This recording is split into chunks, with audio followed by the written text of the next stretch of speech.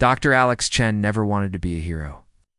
The quiet scientist spent his days studying alien biology in his small laboratory, perfectly content with his microscopes and research papers. He preferred the company of his books over people, and the thought of traveling to space made him sick to his stomach. So when Director Williams walked into his lab that Tuesday morning with an official government folder, Alex knew his peaceful life was about to change forever. "Congratulations, Dr. Chen," Williams said, sliding the thick folder across Alex's desk. "You've been selected for humanity's most important mission." Alex opened the folder with shaking hands.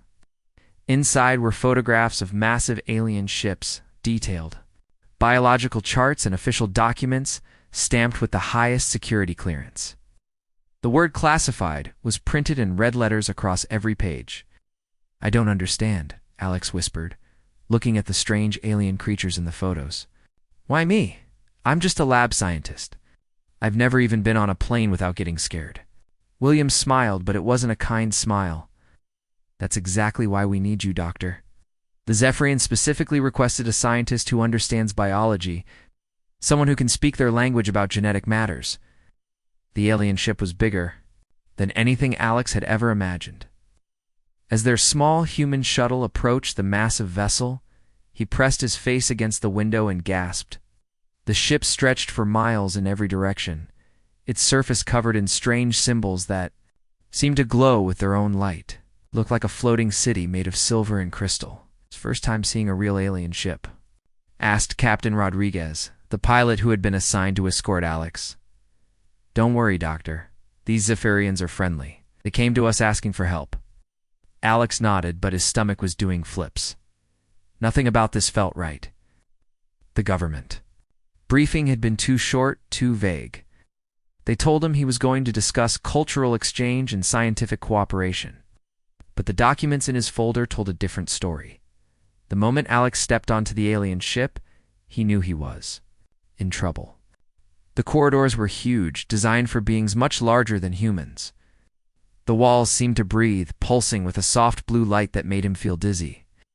Strange sounds echoed through the passages, clicks, whistles, and something that sounded almost like singing. 2 Zephyrian guards escorted him through the ship. They walked on 6 legs each, their bodies covered in what looked like natural armor. Their faces were the strangest part, large compound eyes that changed color as they moved and mandibles that clicked when they communicated with each other. "Do not fear, small human," one of them said in broken English. "Queen Vexthura awaits you in the royal chamber." The royal chamber was breathtaking and terrifying at the same time. The ceiling stretched up so high that Alex couldn't see the top, and bioluminescent plants grew along the walls, casting dancing shadows everywhere. In the center of the room stood a throne made from what looked like living coral, and on that throne sat Queen Vexthura. She was magnificent and terrifying. At 8 feet tall, she towered over Alex even while sitting. Her skin had a metallic sheen, like armor that had grown naturally from her body. Her compound eyes were the size of dinner plates, shifting from deep purple to bright gold as she looked at him. When she smiled, Alex could see rows of sharp teeth. "Welcome, little human scientist," she said, her voice deep and melodious. "I am Queen Vexthura, ruler of the Zephyrian Empire. You may approach." Alex walked forward on shaking legs, trying to remember the protocol briefing. He was supposed to bow, but not too deeply. Make eye contact, but not stare. Respect, but not submission. "Your Majesty," he said, his voice barely above a whisper. "I'm Dr. Alex Chen. I'm here to discuss scientific cooperation between our species." The Queen's eyes shifted to bright green, and she made a sound that might have been laughter. "Scientific cooperation? Yes, that is one way to describe it." She gestured to a smaller chair that had been placed near her throne. "Sit, Doctor. We have much to discuss." As Alex sat down, he noticed other Zephyrians moving around the chamber. They were all focused on him, studying him like he was a specimen in a lab. It made his skin crawl. "Tell me, Dr. Chen," the Queen continued, "what do you know about reproduction?" Alex's heart skipped a beat. I study alien biology, Your Majesty. Reproduction is part of that study." "Excellent." The Queen's eyes shifted to a warm orange color. Then you will understand our situation. My people are dying, Doctor. Dart. For the past 50 years, our males have been unable to produce offspring. Our species faces extinction. Alex leaned forward, genuinely interested despite his fear. That's terrible. Have you identified the cause? A genetic bottleneck, the Queen replied. Our ancestors were too selective in their breeding. Percent of our males are sterile. The few who can reproduce are inadequate for our needs. I'm sorry for your loss, Alex said carefully, but I'm not sure how humanity can help with this problem. The Queen's eyes suddenly shifted to a deep red, and Alex felt a chill run down his spine. Oh, but you can help, Doctor. You can help us very much. A door opened at the far end of the chamber, and several Zephyrian advisors entered, carrying what looked like a large document. They placed it on a table between Alex and the Queen. This, Queen, Vexeta said, gesturing to the document, is the reproductive symbiosis contract. It represents salvation for both our species. Alex looked at the document. It was written on some kind of bioengineered material that seemed to glow with its own light. The text was in both English and Zephyrian, with official seals from both governments. I don't understand, Alex said, though he was beginning to suspect he understood all too well. It is simple, the Queen explained, her voice taking on a businesslike tone. Your species has something we need, fertile males. Our species has something you need, advanced technology and protection from hostile aliens. This contract formalizes an exchange. Alex's blood ran cold as he read the contract. The terms were clear and horrifying. Select human males would be transported to Zephyrian worlds to serve as genetic donors. Their offspring would be raised exclusively in Zephyrian society. In exchange, humanity would receive technology and military protection. This is treating humans like livestock, Alex said, his voice shaking. The Queen's eyes shifted to a pale yellow, which Alex was beginning to recognize as her version of amusement. Livestock? No, Doctor. Partners. Valued partners in a mutually beneficial arrangement. But these men would never see their families again. They'd be prisoners. They would be honored guests, the Queen corrected. Well cared for, given comfortable quarters, provided with entertainment and companionship. Many males of lesser species have found such arrangements quite pleasant. Alex felt sick. Lesser species? Have you done this before? Dead, Queen said proudly. The Corvani, the Deltans, and the Regelians. All were facing extinction when we offered them our partnership. All chose survival over outdated concepts of individual freedom. What happened to them? They evolved, the Queen said simply. They became part of something greater. Their genetic material lives on in our hybrid offspring, while their original forms, they were no longer needed. Alex stared at the contract, his mind racing. The government briefing had mentioned nothing about this. They had told him he was going to discuss scientific cooperation, not negotiate the enslavement of human males. I need to contact Earth, he said. This requires approval from our government. Of course, the Queen agreed. Your leaders are already aware of the proposal. They sent you here to work out the details. Alex's heart sank. The government knew. They had known all along what this meeting was really about, and they had sent him anyway. I have concerns, he said carefully, about the biological compatibility, the psychological effects on the human donors, the long-term implications for both species. Queen Vexthera's eyes shifted to a dismissive shade of blue. Concerns are natural, Doctor. All males worry about changes to their established order, but worry is unproductive. Your species faces threats you cannot imagine. Hostile aliens, environmental collapse, resource depletion. We offer you survival. At what cost? The cost of outdated pride, the Queen replied. Your males will adapt, just as males of every species must adapt to serve the greater good. It is the natural order. Alex realized that the Queen genuinely believed what she was saying. In her worldview, males were naturally subordinate, existing to serve reproductive purposes. The idea that human men might have their own desires, dreams, and rights was incomprehensible to her. Your Majesty, Alex said, trying to keep his voice steady, I need time to review this proposal thoroughly. The biological implications alone require extensive analysis. The Queen's eyes shifted to green again. Time is a luxury we do not have. Doctor, every day we delay, more of my people die. Every day you delay, your planet becomes more vulnerable to the Krillian invasion fleet. Krillian invasion fleet? Did your government not tell you? The Queen seemed genuinely surprised. The Krillians are a warrior race. They consume entire civilizations. They will reach your solar system within 2 years.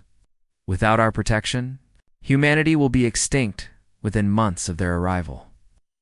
Alex felt the walls closing in around him. The Queen was presenting him with an impossible choice: submit to genetic. The flight back to Earth felt like the longest journey of Alex's life. He sat in the cramped shuttle, staring at the reproductive symbiosis contract in his lap, reading it over and over again. Each time he read it, the words seemed more terrifying. The document wasn't just asking for volunteers. It was asking for human males to be shipped off like cargo to alien worlds, never to return home.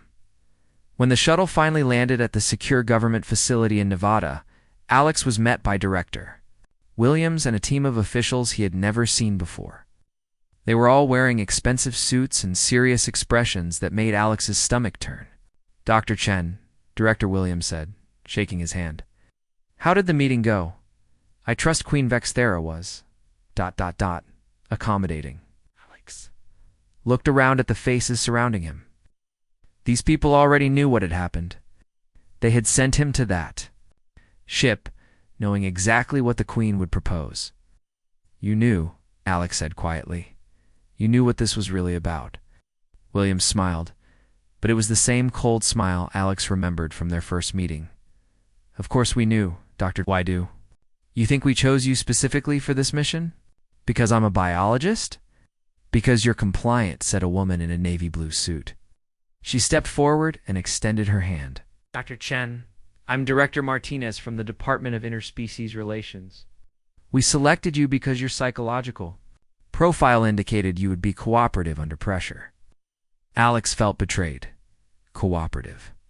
"You mean you thought I would just go along with enslaving human beings?" "We thought you would understand the bigger picture," Martinez replied. "Dr. Chen, humanity is facing extinction. Climate change, resource depletion, and now the threat of alien invasion. The Zephyrian offer is our only hope for survival." They led Alex into a conference room deep underground. The walls were covered with maps, charts, and photographs of alien ships. At the center of the room was a large table surrounded by officials from various government agencies. "Sit down, Doctor," Williams said, gesturing to a chair at the head of the table. "We need to debrief you on everything you learned." Alex sat down, but his hands were shaking. "Before I say anything, I need to know the truth. How long have you been in contact with the Zephyrians?" 18 months, Martinez answered. "They first approached us through our deep space monitoring stations. They claimed they were explorers seeking peaceful contact. But they weren't explorers at all," Alex said. "They were scouting us. It's looking for potential genetic material." "That's correct." Williams nodded. "Once we realized their true intentions, we had to make a difficult decision. Do we fight them and face certain defeat, or do we find a way to work with them?" Alex looked around the room at the faces of his own government officials. "So you decided to sell out the human race?" "We decided to save the human race," Martinez corrected. "Dr. Chen, let me show you something." She walked to a large screen on the wall and pressed a button. Images began flashing across the screen. Satellite photos of massive alien ships, military, reports about hostile alien species, and climate data showing Earth's rapidly deteriorating environment. "These are the Krillians," Martinez said, pointing to images of dark, angular ships. "They're a warrior race that has destroyed dozens of civilizations. Our military estimates they'll reach Earth within 2 years. And this," she continued, switching to climate data, "shows that even without the alien threat, we have maybe 50 years before our planet becomes uninhabitable. The Zephyrian offer isn't just about survival, it's about giving humanity a future." Alex studied the data, his scientific mind automatically analyzing the information. Everything Martinez was showing him was real. The threats were genuine. That didn't make the solution any less horrifying. There has to be another way, Alex said. Some other solution that doesn't involve turning human beings into breeding stock.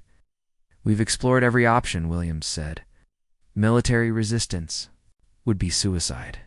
Diplomatic negotiations with the Krillians are impossible. They don't negotiate, they just consume. The Zephyrians are offering us technology, protection, and a chance for our species to continue existing. As slaves, Alex pointed out, as partners, Martinez corrected. Dr. Chen, the males selected for the program, would be well cared for. They would live in comfort, have access to entertainment, companionship, and the finest accommodations. Many would consider it a privilege. Alex felt sick. Have you asked them? Have you asked any human males if they would consider it a privilege? To be shipped off to alien worlds to be used as genetic donors? The room fell silent. Finally, Williams spoke. The program would be voluntary, of course. We would only select volunteers who understand the importance of their sacrifice. Volunteers? Alex laughed bitterly. How many volunteers do you think you'll get when people find out what this really involves? That's where you come in, Doctor, Martinez said. We need you to help us present this program in the right way. Your scientific credentials, your experience. With the Zephyrians, your understanding of the biological processes involved, all of this makes you the perfect spokesperson. Alex stared at her in disbelief. You want me to help you recruit humans for this program? We want you to help us save humanity, Williams said firmly. Dr. Chen, sometimes difficult decisions have to be made for the greater good. Sometimes individuals have to sacrifice for the survival of the species. And if I refuse, the room grew cold. Martinez and Williams exchanged glances before Martinez spoke. Dr. Chen, you've been exposed to classified information about alien contact and national security threats. You understand that this information cannot be shared with unauthorized personnel. Alex understood the threat. He was being told to cooperate or face imprisonment for treason. But as he sat in that underground room, surrounded by government officials who had already decided humanity's fate, something inside him began to change. He thought about Queen Vexthera's dismissive attitude, the way she had casually mentioned the 3 other species that had been absorbed into Zephyrian society. He thought about the document sitting in his briefcase, with its cold, clinical language describing human beings as genetic resources and reproductive assets. I need to see the complete files, Alex said finally. Everything you have on the Zephyrians, the Krillians, and this reproductive program. If I'm going to help with this, I need to understand every aspect of what we're dealing with. Martinez smiled. Of course, Doctor. We'll provide you with full access to all relevant materials. We'll be working with our top scientists and policy experts. They gave Alex a security badge and escorted him to a research facility 3 levels deeper underground. The walls were lined with servers, and dozens of scientists were working at computer terminals. This was clearly a massive operation that had been running for months. Dr. Chen, said a man in a lab coat, approaching with a tablet in his hands. I'm Dr. Peterson, lead researcher on the Zephyrian biology project. I've been looking forward to meeting you. Alex shook his hand. What exactly are you researching here? Everything, Peterson replied. Zephyrian physiology, reproductive biology, genetic compatibility with humans, psychological profiles of their species. We're trying to understand every aspect of what we're dealing with. As Peterson led Alex through the facility, showing him laboratories and research stations, Alex began to realize the scope of what was happening. This wasn't just a desperate government making a panicked decision. This was a carefully planned operation involving hundreds of people. Dr. Peterson, Alex said as they walked, have you found any evidence of what happened to the other species the Zephyrians absorbed? Peterson's smile faded. That's classified at a higher level than your current clearance, Doctor. But you have found something. Peterson looked around nervously, then leaned closer to Alex. Let's just say the Zephyrians' definition of partnership might be different from ours. That night, Alex sat in his assigned quarters, reading through files on his computer. The more he read, the more horrified he became. The Zephyrians hadn't just absorbed other species, they had systematically eliminated them after extracting their genetic material. The comfortable accommodations mentioned in the contract were actually breeding facilities, where males were kept in isolation. But the most disturbing discovery was in the medical files. The reproductive process wasn't just unpleasant, it was fatal. Human males subjected to Zephyrian reproductive cycles typically died within 3 to 5 years from biological incompatibility. The government knew this. They'd known it for months. And they were planning to proceed anyway. Alex closed the files and sat in the dark, thinking about Queen Vexthera's confident assumption that he would be compliant. She had dismissed his concerns as the chattering of an inferior male who would ultimately submit to authority. His own government had made the same assumption. They had chosen him because they thought he would be cooperative, compliant, and controllable. They were all about to learn how wrong they were, as Alex sat in his underground room, surrounded by the evidence of humanity's impending betrayal. He began to formulate a plan. He couldn't stop this program through official channels. Too many powerful people were invested in it. But maybe, just maybe, he could find another way. Alex couldn't sleep that night. Every time he closed his eyes, he saw the faces of the men who would be sent to die on alien worlds. The government files were crystal clear. The Zephyrians had been testing their reproductive process on captured humans for months.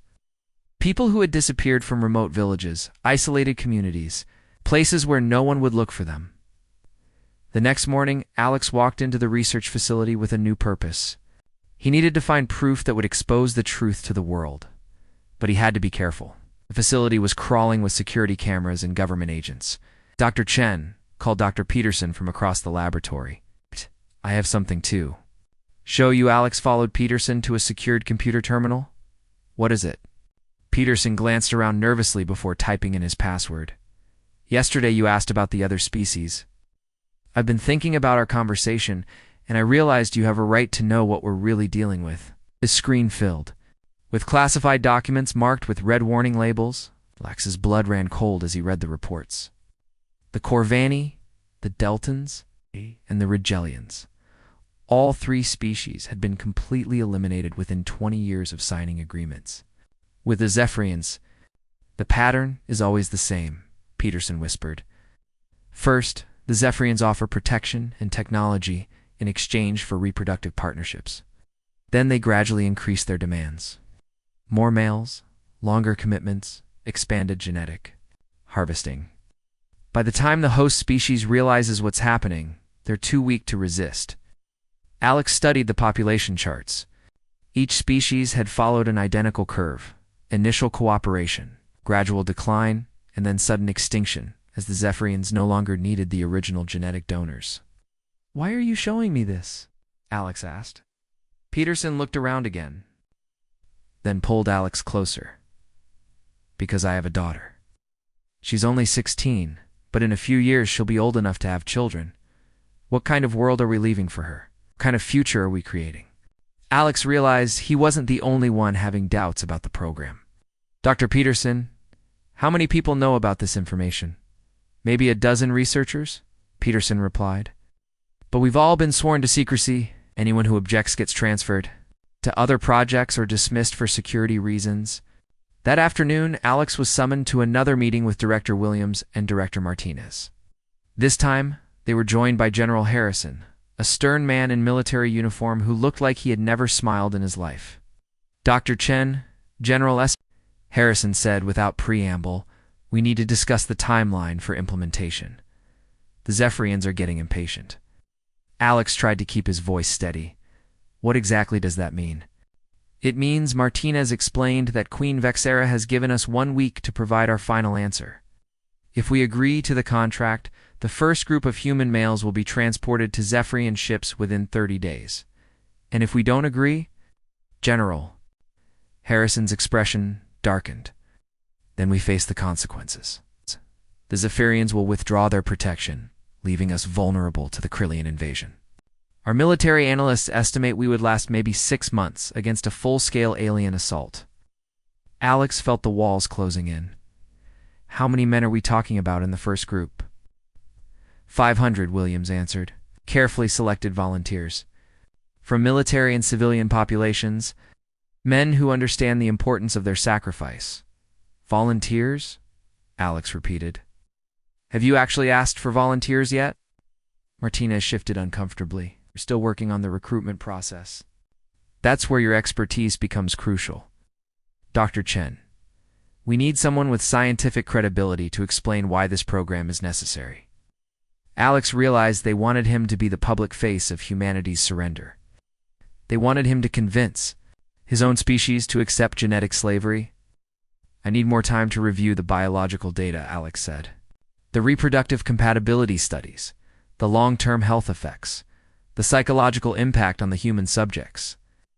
Of course, Williams nodded. Take all the time you need. But remember, Dr. Chen, time is not on our side. That evening, Alex met with Dr. Peterson in a small cafeteria deep in the facility. They sat at a corner table, speaking in whispers, while security guards patrolled nearby. I've been thinking about what you showed me, Alex said quietly, about the other species. Is there any chance they're still alive somewhere? Peterson shook his head. The Zephyrians are thorough. Once they extract all the genetic material they need, they eliminate the source population. They claim it's for efficiency, but I think it's to prevent future resistance. What about the hybrid offspring? Sterile after 2 generations, Peterson replied. It's built into their genetic engineering. The Zephyrians create servant populations that can't reproduce independently. Perfect workers who depend completely on their creators. Alex felt sick. So humanity wouldn't just be enslaved? We'd be extinct within 50 years. Maybe less, Peterson said grimly. The Zephyrians are getting better at the process with each species they absorb. Later that night, Alex was working alone in his assigned laboratory when his computer chimed with an incoming message. It was from Dr. Linda Hayes, his former research assistant, who now worked at a university in Colorado. Alex, the message read, I've been trying to reach you for weeks. Strange things are happening here. People are disappearing from small towns all over the region. The official reports say they're voluntary relocations, but the families are asking questions. Can you call me? Alex's hands trembled as he read the message. Linda didn't know about the alien contact or the government program, but she was noticing the pattern. People were being taken for the Zephyrian experiments, and their families were being told lies about voluntary relocation. He quickly typed a response.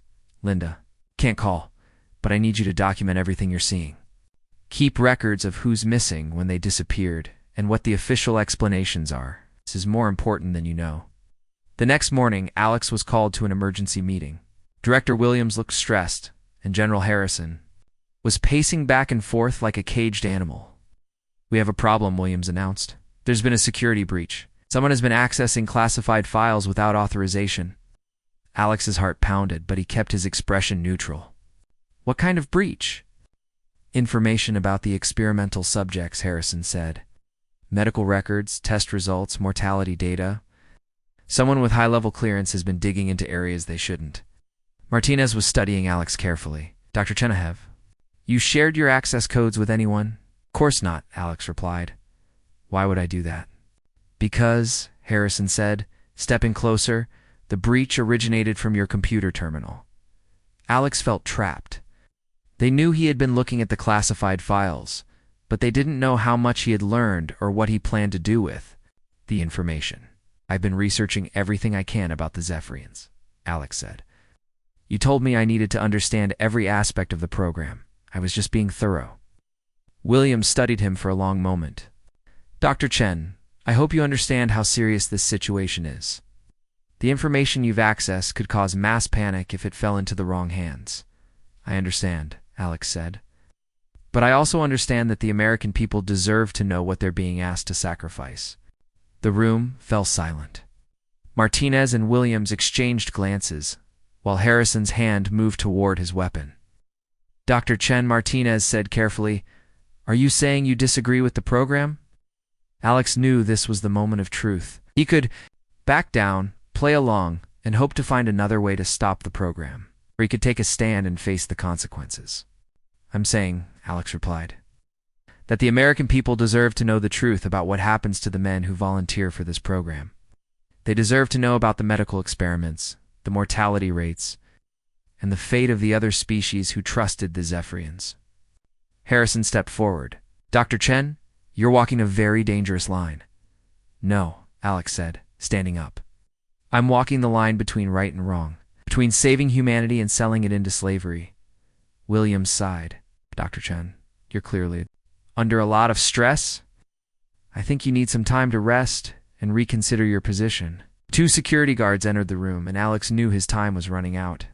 They were going to lock him up, and the program would continue without him. I want to request another meeting with Queen Vexthera, Alex said suddenly. I have concerns about the biological compatibility that need to be addressed directly. Martinez looked surprised. You want to return to the alien ship? Yes, Alex said. If I'm going to help with this program, I need to understand exactly what we're dealing with. I need to speak with the Queen about the long-term implications of the reproductive process. Harrison looked suspicious. What kind of implications? Medical. Complications, genetic stability, psychological effects on human subjects, Alex replied. These are complex biological processes that require careful study. Williams nodded slowly. That's actually a good idea, Dr. Chen. If you could get Queen Vexthera to provide more detailed information about the process, it would help us prepare better. Alex felt a spark of hope. They were going to let him return to the alien ship. They thought he was still cooperative, still willing to help with their terrible plan. The journey back to the alien mothership felt different this time. Alex sat in the shuttle, his heart pounding with a mixture of fear and determination. Hidden in his jacket pocket was a small recording device that Dr. Peterson had secretly given him. In his briefcase were copies of the classified files showing the truth about the Zephyrian experiments. Nervous, Doctor? Asked Captain Rodriguez as they approached the massive alien vessel. Alex forced a smile, just thinking about the negotiations ahead. What Alex didn't tell the captain was that he wasn't planning to negotiate. He was planning to do something that would either save humanity or get him killed in the process. The alien ship looked even more intimidating than before. As their shuttle docked, Alex could see hundreds of smaller ships attached to the mothership's hull. Each one probably contained human test subjects, he realized with growing horror. The same Zephyrian guards escorted him through the corridors. But this time Alex paid closer attention to everything around him. He noticed sealed doorways marked with symbols he couldn't read, heard sounds coming from behind walls that sounded almost like human voices, and saw other aliens wearing what looked like medical equipment. The Queen awaits you in the ceremonial chamber, one of the guards clicked in broken English. Today is a special day, contract signing day. Alex's blood ran cold. Contract signing? But I thought this was just another negotiation meeting. No more negotiation, the guard replied. Leaders arrive soon. Today, humanity joins Zephyrian family. Alex realized he had walked into a trap. The government had scheduled the contract signing without telling him. They planned to finalize humanity's surrender while he was aboard the alien ship, probably thinking he would have no choice but to go along with it. The ceremonial chamber. It was completely different from the royal chamber where he had first met Queen Vexthera. This room was enormous, with tiered seating that could hold thousands of aliens. In the center was a raised platform with 2 podiums and a ceremonial table. Cameras were positioned around the room, clearly meant to broadcast the event. Queen Vexthera stood at one of the podiums, wearing elaborate ceremonial robes that made her look even more imposing than before. Her compound eyes shifted to bright gold when she saw Alex enter. Ah, Dr. Chen, she called out, her voice echoing through the chamber. Perfect timing. Your delegation will arrive within the hour. Alex walked toward the platform on shaking legs. Your Majesty, I thought this was going to be a private meeting to discuss technical details. The Queen's eyes shifted to that pale yellow color that meant amusement. Technical details? Dr. Chen, there are no more technical details to discuss. Today, we celebrate the beginning of a new era for both our species. As Alex climbed the steps to the platform, he saw the contract laid out on the ceremonial table. It was the same document he had seen before, but now it was surrounded by official seals and ornate decorations. The bioengineered material seemed to glow even brighter than before. Your Majesty, Alex said carefully, I've been reviewing the biological data, and I have some concerns about the long-term compatibility of the reproductive process. Queen Vexera's eyes shifted to blue, which Alex now recognized as her dismissive color. Dr. Chen, we have discussed this already. Your concerns are noted but irrelevant. The process has been tested extensively. Tested on whom? Alex asked, though he already knew the answer. On volunteers from your species, of course, the Queen replied casually. Individuals who understood the importance of scientific progress. Alex felt rage building inside him. Those weren't volunteers. Those were people who were taken from their families without consent. The Queen's eyes shifted to red and her voice took on a dangerous edge. Dr. Chen, I am beginning to think you do not understand your position here. You are a male of an inferior species. Your role is to facilitate cooperation, not to question decisions made by your superiors. My superiors? Your government leaders, who wisely chose survival over pointless resistance, the Queen explained. And ultimately myself and my advisors, who will guide your species toward a more productive future.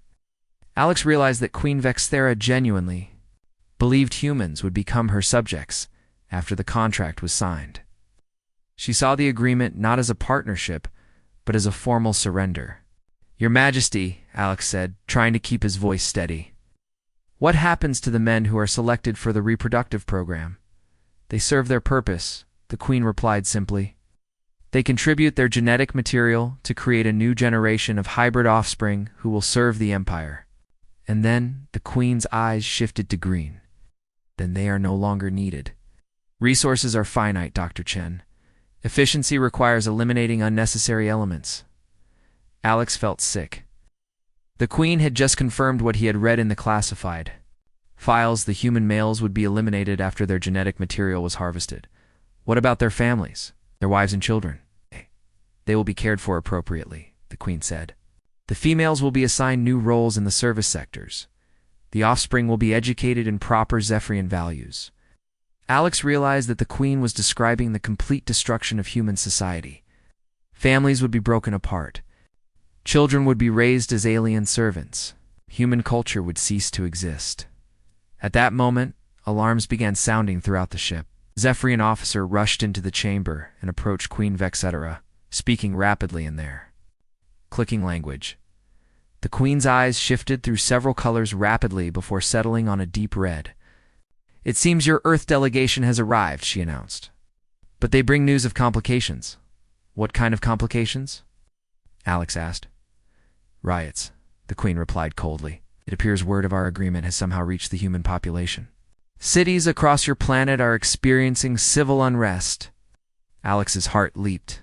The information was getting out. People were learning the truth about the contract. How is that possible? Alex asked, trying to sound confused rather than hopeful. An excellent question, the Queen said, studying him carefully. Someone with access to classified information has been sharing details of our arrangement with unauthorized individuals. Forced himself to look surprised. You think there's a spy in the government? I think, the Queen said slowly, there is a spy in this room. The chamber fell silent. Alex felt every eye in the room focused on him, but he tried to maintain his composure. Your Majesty, I hope you don't suspect me. I've been nothing but cooperative throughout this entire process. Have you? The Queen asked. Dr. Chen, my intelligence. Officers have been monitoring human communications. They've detected several data transmissions originating from the facility where you've been working. Alex's mouth went dry. They knew about his communication with Dr. Hayes, and possibly about the classified files he had accessed. I don't know. Anything about unauthorized transmissions. Alex said. Queen Vexera stepped closer to him, her massive form towering over his. Dr. Chen, I want you to understand something very clearly. Your species' survival depends on this contract being signed today. If there are complications, if there is resistance, if someone has been sabotaging our agreement, the consequences will be severe. What kind of consequences? The kind that result in your planet being turned into a barren wasteland, the Queen replied. I have been patient with humanity because I believed you could be reasoned with. But if you cannot control your own population, if you cannot honor agreements made by your leaders, then perhaps the Krillians should be allowed to complete their invasion unimpeded. Alex realized this was his moment. The cameras were rolling, broadcasting to both human and alien audiences. The Queen expected him to back down, to apologize and beg for forgiveness. Instead, Alex reached into his briefcase and pulled out the classified files. "Your Majesty," he said loudly, "before any contract is signed, I think everyone should know the truth about what happened to the Corvani, the Deltans, and the Regellians." The Queen's eyes shifted to a color Alex had never seen before, a swirling mixture of red and black. "Dr. Chen, I advise you to stop talking immediately." But Alex was done being quiet. He opened the first file and began reading. According to Zephyrian records, the Corvani species was completely eliminated within 18 years of signing a reproductive agreement. Population: 0 survivors. Guards. Queen roared. Alex kept reading as Zephyrian soldiers moved toward him. The Deltans lasted 22 years before complete extinction. The Regellians were eliminated in just 15 years. The guards reached the platform, but Alex had one more card to play. He reached for the ceremonial contract on the table. "The human people deserve to know," Alex shouted, "what this contract really means for our future." And then, as cameras from around the galaxy watched, Dr. Alex Chen began tearing the reproductive symbiosis contract into pieces. The bioengineered material, designed to be permanent and indestructible, tore like paper in his hands. Each piece he destroyed was another symbol of humanity's refusal to surrender. Queen. Vexara's roar of rage echoed through the chamber as Alex shredded the document that would have doomed his species. For the first time in her century-long reign, someone had defied her completely. The quiet scientist who was supposed to be compliant and controllable had just declared war on the most powerful alien empire in the galaxy. The silence in the ceremonial chamber was deafening. Pieces of the torn contract floated through the air like snow, each fragment representing humanity's refusal to surrender. Queen Vexthera stood frozen, her compound eyes cycling through colors that didn't seem to have names, swirling mixtures of rage, shock, and something that might have been fear. For the first time in over a century, someone had said no to her. Alex stood on the platform, breathing heavily, pieces of the bioengineered document still clutched in his hands. Around him, hundreds of Zephyrian officials stared in stunned silence. The cameras were still rolling, broadcasting this moment of defiance across the galaxy. "You... ... Queen Vexthera's voice came out as a whisper, then grew to a roar. "You have doomed your entire species." But before she could order her guards to attack Alex, another commotion erupted in the chamber. Human voices could be heard shouting from the docking bays. Director Williams, Director Martinez, and General Harrison burst into the room, flanked by Zephyrian escorts. "Dr. Chen," Williams shouted, "what have you done?" Alex turned to face his own government officials, still holding pieces of the contract. "I've told the truth, something you should have done months ago." General Harrison's face was red with anger. "Dr. Chen, you've just started a war we cannot win." "No," Alex replied calmly. "I've prevented a surrender that would have ended our species anyway." Queen Vexara's eyes had settled on a deep, dangerous red. "General Harrison, control your subordinate immediately, or I will consider this an act of war." But something unexpected was happening. Throughout the chamber, some of the Zephyrian officials were murmuring among themselves. Alex caught fragments of their clicking conversations, and while he couldn't understand their language, their body language suggested confusion and concern. "Your Majesty," one of the Zephyrian advisors approached the platform. "Perhaps we should discuss this development in private." The Queen's eyes flashed to her advisor. "There is nothing to discuss. This human has insulted the Zephyrian Empire and violated sacred agreements." "But Your Majesty," the advisor continued carefully, his words about the previous partnerships, "they have been broadcast across our communication networks. Our citizens are asking questions." Alex realized what was happening. The Zephyrian people didn't know about the fate of the absorbed species, had been told these were successful partnerships. not genocides. Queen Vexthera seemed to realize the same thing. Her eyes shifted to a color Alex had never seen before. A pale, almost transparent blue that suggested panic. "Clear the chamber," she commanded. All broadcasts will cease immediately, but it was too late. The damage was done. Alex's revelations had not only reached human audiences, but it also exposed the Expovian population. As chaos erupted around them, Alex found himself face to face with the alien queen. She stepped closer, her massive form towering over him. "You have no idea what you have done," she said quietly. "Without this agreement, your species will be extinct within 2 years. "Maybe," Alex replied. "But at least we'll die as humans, not as slaves." The queen stared at him for a long moment. "You truly believe death is preferable to survival?" "I believe freedom is worth fighting for," Alex answered. "Even if the fight seems impossible." Something in the queen's expression changed. Her eyes shifted to a softer green, and for the first time, Alex saw something almost like doubt in her alien features. "You remind me," she said slowly, "of someone I used to know. Before the crisis. Before we became what we are now." "What do you mean?" Queen Vexthera looked around the chaotic chamber, then back at Alex.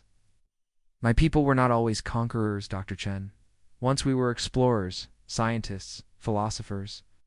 The genetic crisis changed us. Desperation made us into something we never intended to become." Alex felt a spark of hope. "It's not too late to change back, isn't it?" the queen asked. "We have eliminated 3 species. We have built an empire on the remains of other civilizations. How does one return from such darkness?" Before Alex could answer, General Crixmore, the queen's military commander, approached with a group of armed soldiers. "Your Majesty, Crixmore announced, "our long-range sensors have detected Krillian scouts at the edge of this system. The invasion fleet will arrive within days." Lex felt his heart sink. Even if he had stopped the reproductive contract, humanity still faced extinction from the Krillian invasion. But Queen Vexthera surprised everyone with her response. "General, prepare our defensive formations. We will engage the Krillian advance forces." "Your Majesty?" Crixmore looked confused. "I thought we were withdrawing protection from the human homeworld." The queen's eyes settled on a determined shade of blue. "Plans have changed, General. Dr. Chen has reminded me that some things are worth fighting for, even when the odds seem impossible." Alex stared at her in amazement. "You're going to defend Earth?" "I am going to try," the queen replied, "though I suspect your species will need to defend itself as well. The Krillians are not interested in negotiation or partnership. They simply consume everything in their path." Director Williams stepped forward. "Your Majesty, if you're willing to help us fight the Krillians, perhaps we can work out a different kind of agreement. A real partnership, not the contract Dr. Chen destroyed." Queen Vexthera looked at the torn pieces of the contract scattered around the platform. "Dr. Chen, what would a real partnership look like from your perspective?" Alex thought carefully before answering. "Mutual respect, shared knowledge. Each species maintaining their independence while working together against common threats. No one being forced to sacrifice their freedom for survival.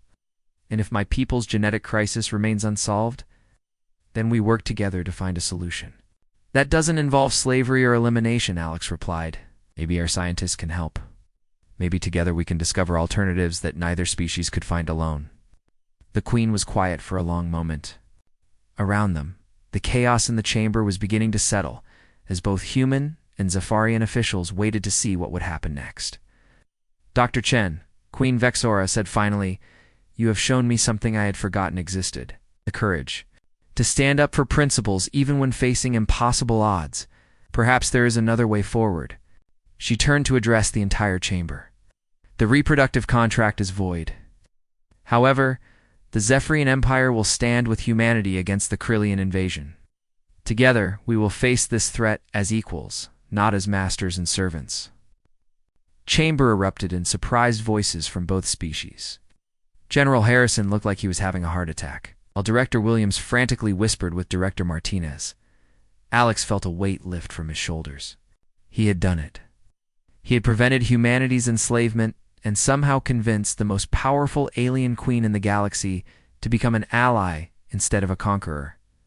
But as Queen Vexthera extended one of her massive hands toward him, Alex realized this was just the beginning. The Corellian invasion was still coming. The Zephyrian genetic crisis still needed to be solved, and two very different species would need to learn to work together as equals.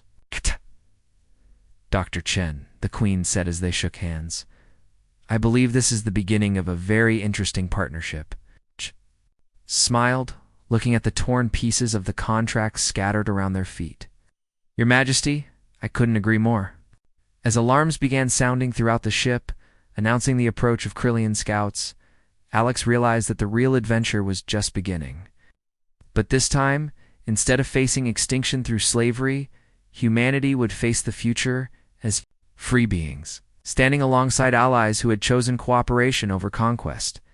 The quiet scientist who was supposed to be compliant, controllable, had not only saved his species from slavery, but it also reminded an entire alien empire what it meant to fight for something greater than mere survival.